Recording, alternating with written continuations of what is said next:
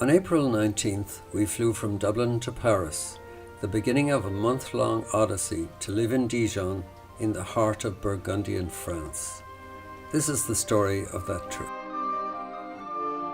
As we thought we'd get to Dijon a bit late, we planned to break the journey at Auxerre, and what a pleasant surprise that turned out to be.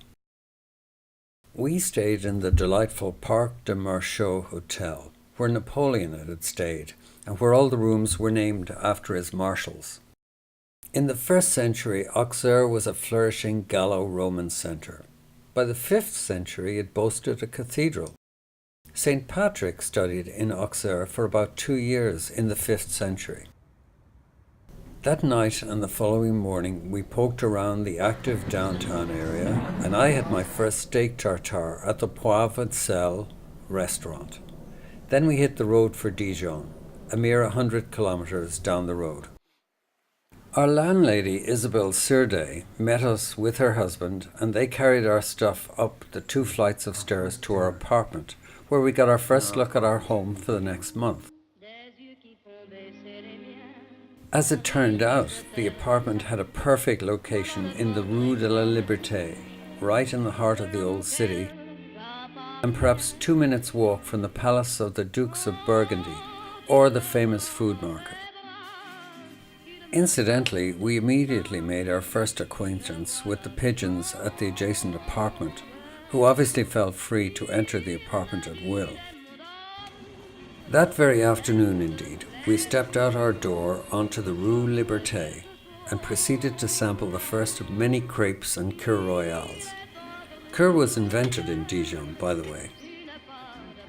And we began to explore the market, which occurred 3 times a week at the Place Rude, 30 seconds from our apartment.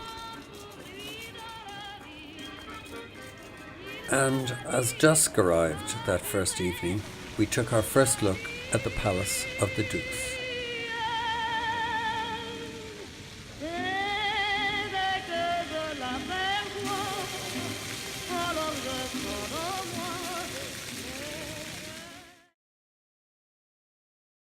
Over the next few days, we started our French classes at Alliance Française, joined French Café Society, and settled into the routine of living in the French style. We started our museum studies at the Musée des Beaux-Arts in the Ducal Palace. This museum, one of the oldest in France, and arguably second only to the Louvre for the quality of its display, was established in 1787.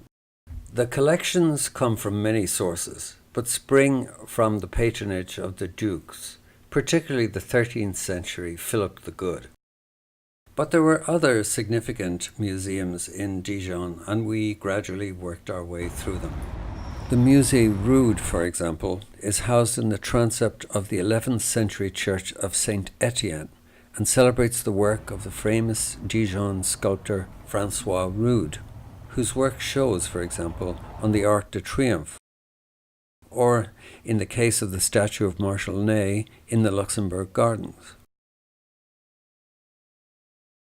Another notable museum was the Musée Magnin, bequeathed to the state in 1937 by the art collector Maurice Magnin, and which houses over 600 pieces in the grand townhouse of the Magnin family.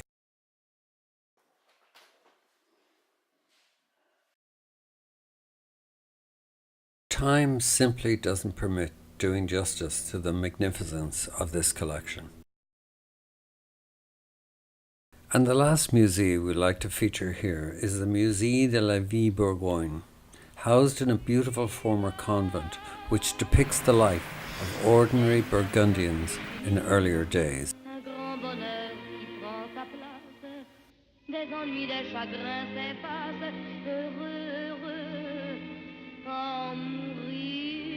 Of course, we weren't in Dijon just to study museums. There's food to consider also.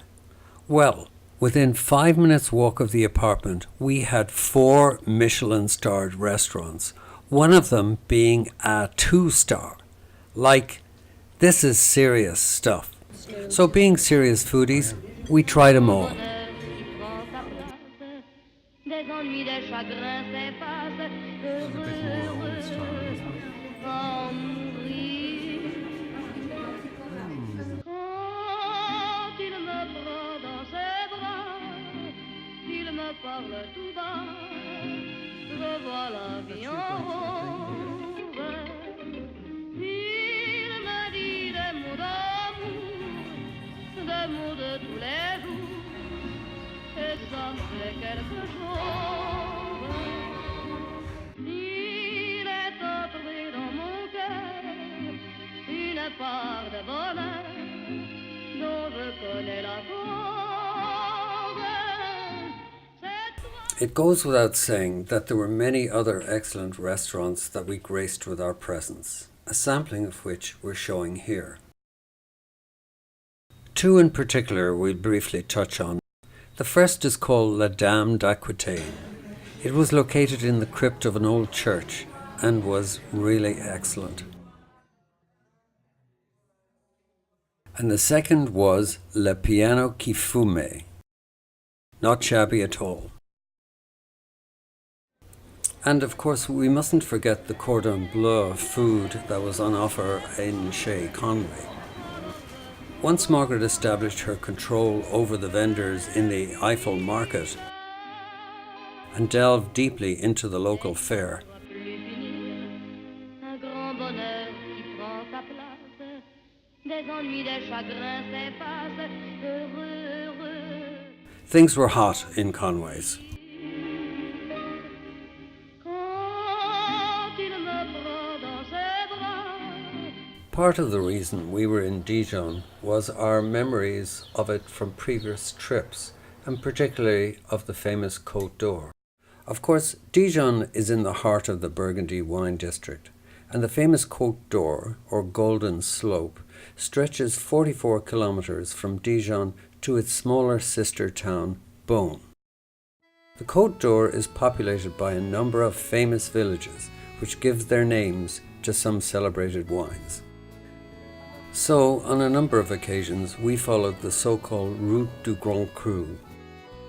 We completed a number of visits to the various vineyards.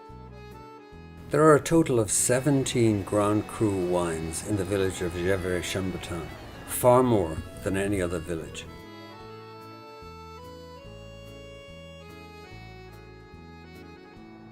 Our favourite vineyard is undoubtedly Clos de Vougeot, a former Cistercian vineyard established between 1100 and 1300. It is the largest Grand Cru vineyard in the Côte de Nuits. The chateau, added in 1551, has been leased for 99 years to the Confrérie des Chevaliers de Tastaven, who organise many fun events at the chateau. But in the end, and perhaps even more important, Clos de Vougeot is also famous as the featured wine in the movie Babette's Feast.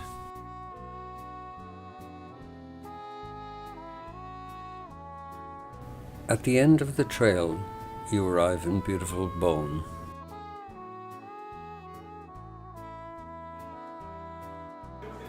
And once there, you inevitably end up at the Hospice de Beaune, a hospital built for the poor in 1443. It is regarded as one of the finest examples of Burgundian architecture, with particularly fine versions of the polychrome roofs. The hospital remained in use as a hospital until the 1970s, giving free care to the poor.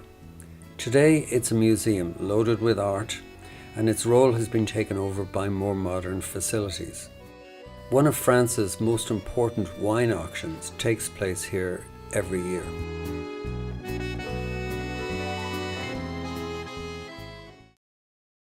At this point in our movie, we believe it's appropriate to introduce a French meringue moment.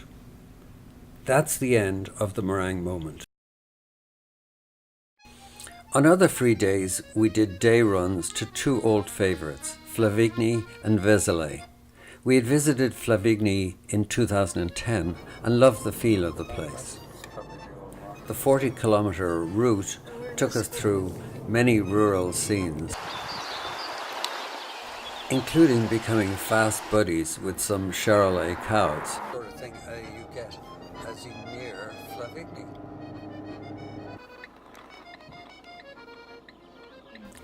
Flavigny was the scene of the famous film Chocolat. It is ranked as one of France's most beautiful villages and is situated on a rocky spur surrounded by 3 streams. In 52 BC, Julius Caesar established an encampment in Flavigny, and one of his soldiers gave his name to the village. The Benedictine Abbey was founded in 719. The monks also invented the unique anise sweets, which are sold worldwide but only made here. With the help of the lady in the anise store, who specially printed off 20 pages of text by a Yale researcher for us, to help our exploration of the crypt of the 11th century chapel of Notre Dame. Vézelay represented a somewhat longer drive of 120 kilometers, and on the way we explored some of the canals in the area. Vézelay's interest lies in the 11th century Basilica of St. Magdalene. The basilica lies on a dominant position on a hill and is approached by a long avenue of art stores.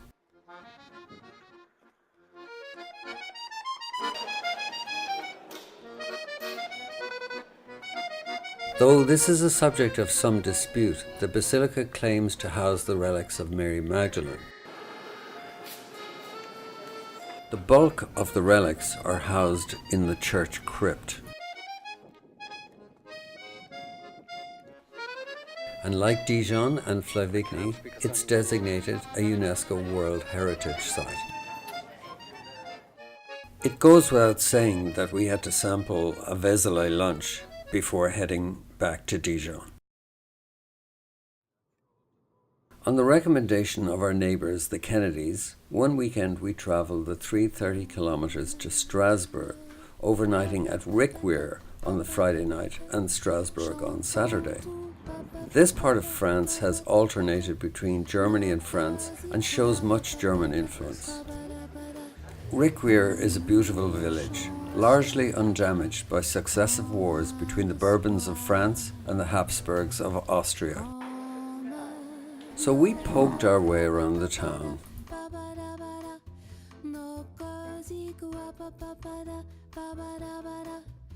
Had a lovely meal in the restaurant Le Curie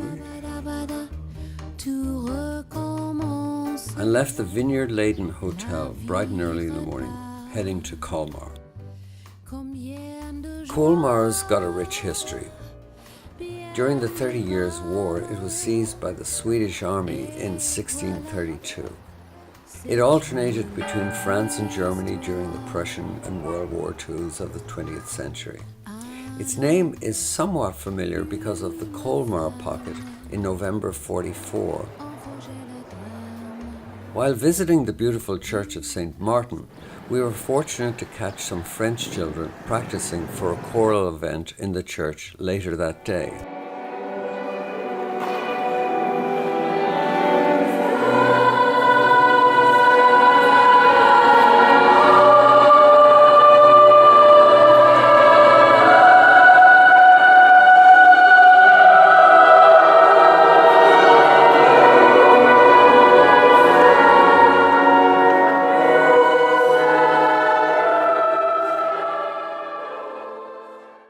But we had to push on the remaining 73 kilometres to Strasbourg.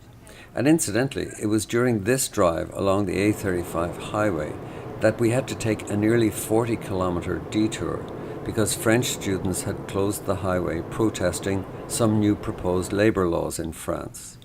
We saw evidence of these protests on several occasions. But eventually we got back on the highway and were in Strasbourg shortly after midday. The city centre is located on the Grande Ile, formed by a split in the river Ile. The eastern border of the city is formed by the river Rhine, and parts of the suburbs are in Germany. The centre, which is largely pedestrianised, was declared a World Heritage Site in 1988, the first time an entire city centre gained such an honour. The city centre is dominated by the magnificent 12th century cathedral, considered amongst the finest examples of Gothic architecture extant. The cathedral was the highest building in the world for 227 years, from 1647, and is still the sixth highest church in the world. That afternoon we took a boat tour around the city, traversing the complete island centre.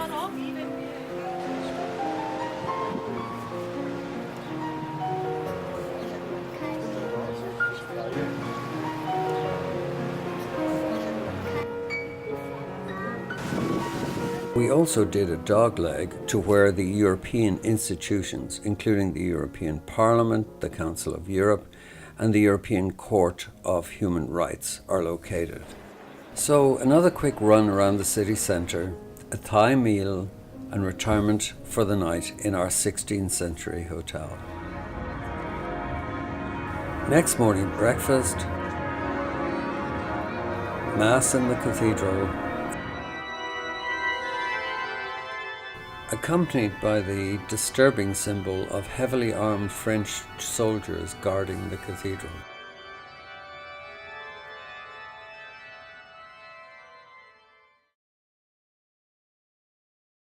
Our other major weekend soirée was the 190 kilometers to Lyon, France's third city with a population of 2.2 million. We stayed in an interesting hotel, a former convent at Fourvière, overlooking the city. It's the first hotel we've stayed in where alongside the reception was an altar. The hotel had recently been converted in a very spare modern way, and all the rooms had large black and white photos of noted personalities from Lyon. We headed over to the nearby famous basilica, dedicated to the Virgin Mary, who was credited with the salvation of the city from the bubonic plague in 1643, and for saving the city from the Prussians. Each year, Lyon thanks the Virgin by lighting candles throughout the city on December 8th, called the Festival of Lights. This relatively young church, just like the Sacré-Cœur in Paris, was built from private funds in reaction to the radical 1870 Paris Commune, and were placed in prominent positions dominating both cities.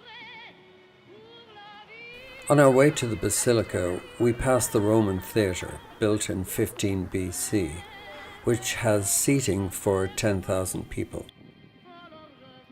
Fourvière is a corruption of the Roman name Forum Vetus, Old Forum.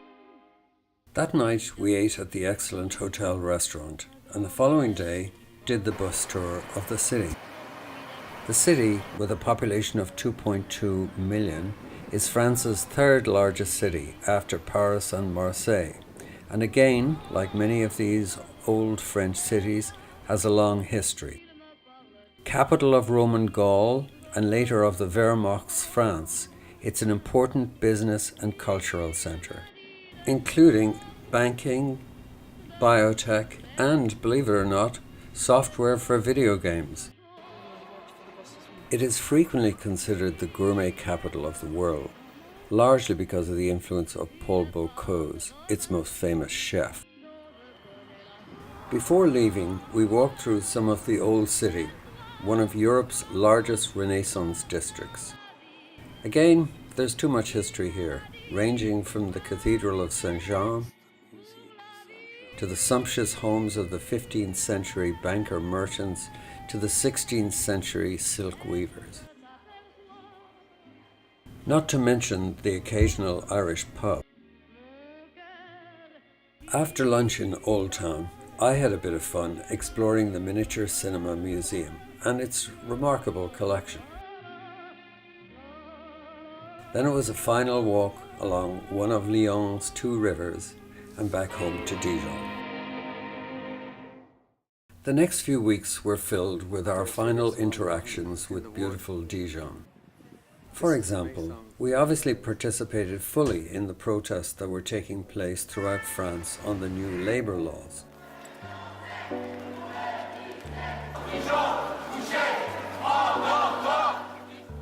And we obviously had many more pigeon and even cat moments with our neighbours' apartments.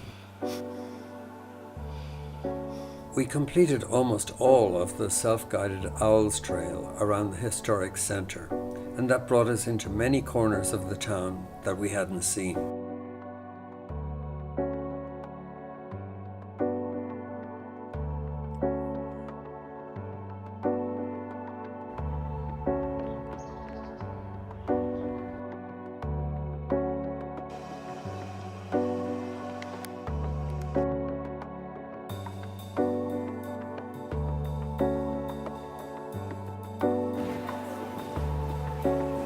Items 8 and 9 on the trail dealt with the church we'd been attending, Notre Dame de Dijon. Considered a masterpiece of 13th century Gothic architecture, the present church is actually the third on the site. Construction started in 1230. The jacquemart, or four figures on the unfinished south tower, sound the hours by striking a large bell with a hammer. These figures were actually booty taken from Belgium in 1382 by the Duke of Burgundy after he sacked the city of Courtrai. At least two miracles are locally attributed to the 11th century wooden statue of Our Lady of Good Hope in the church. These include the unexpected withdrawal of the Swiss army in 1513 and later of the German army in 1944, on both occasions saving the city. The north buttress contains a sculpted owl which serves as a symbol of the city, and if rubbed with the left hand is thought to bring good luck. At least one of the Conways gave the owl the appropriate rub. It goes without saying that we participated fully in the pro-Europe bike ride by local school kids.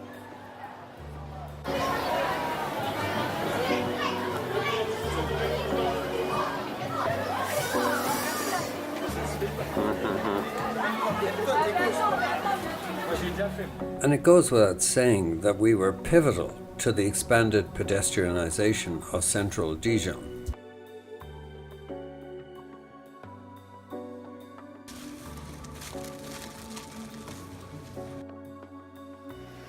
And of course, we never said a word of complaint about the thunderstorms to which Dijon was subjected.